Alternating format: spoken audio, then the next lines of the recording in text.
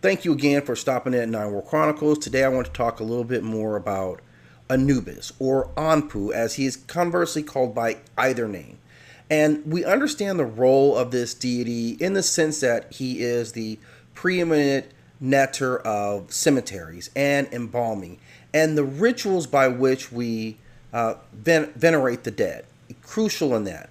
We would hear his name mentioned obviously in the story of the resurrection of Osiris or Osar, and his role with both Isis or Osset and Nephthys. And what I really wanted to talk about today was what his parentage is, because it's often very confusing and there's multiple mythologies about where he actually comes from. Now, because of his look, again, the jackal-headed deity, he has often been associated with the netter Wepwawet, who was chiefly worshipped at Lycopolis, or Wolf City.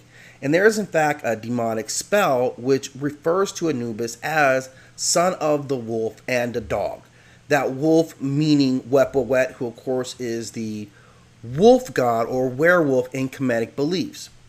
But he's also associated with Osiris, and not only with Osiris, but the rebirth and then the lineage coming from Osiris.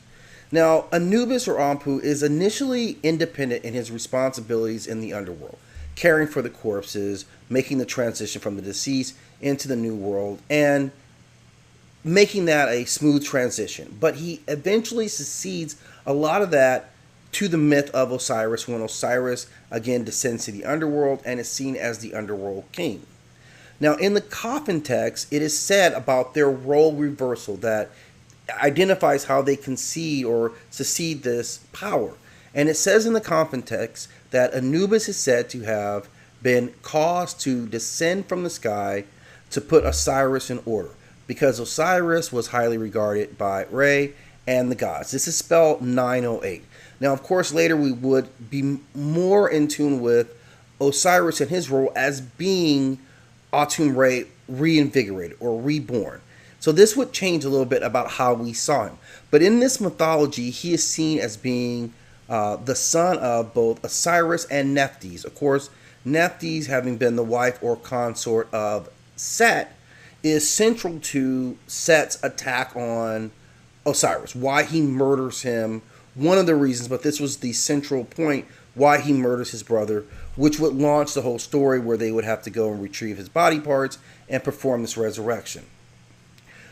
Now, there's not a lot of information that necessarily supports that narrative of this relationship between Osiris and Nephthys that produce this son. However, the Book of Caverns in section 4 does mention that Anubis and Horus are alike in the sense that they are both sons of Osiris, or Asar as we would call him. That he is the son of Osiris, and in most mythologies it says Nephthys. In this particular text, it says that he is the son of Osset.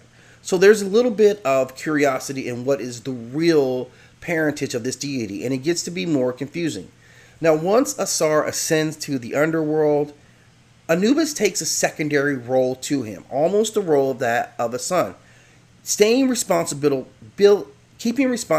for the proper embalming and entombment of the deceased, but also serving as a protector for Osiris. Osiris becomes the most important figure in the underworld after his death and resurrection. Now, he is also affirmed to be the son of Re. And when that mythology comes up, he is linked to Hesat or Bast. The former because of her connection to funeral implements, including embalming fluid, which of course were extremely important. So we see some associations with him being linked to various nectars as mother and father. The important thing that we remember is that he is key in the afterlife. He is an important figure in the renewal of Asar. He was partially his magic that was lent to Osset and Nephthys when they performed this ritual resurrection. He helped prepare the body when they brought the body back and put all the pieces together. It is Anpu or Anubis who is key in helping to create the first mummy. So a figure that we're learning more about finding out his parentage is going to be very important. There's lots of references that need to be put together across the pyramid text, the Book of Coming Forth by Day, and other sacred papyrus. So I'll look further into the role of Anubis and how his parentage comes about. If you have something to add to this, please do so in the comment section. But as always, be sure to hit that like and subscribe and click the notification bell so you know when new videos drop.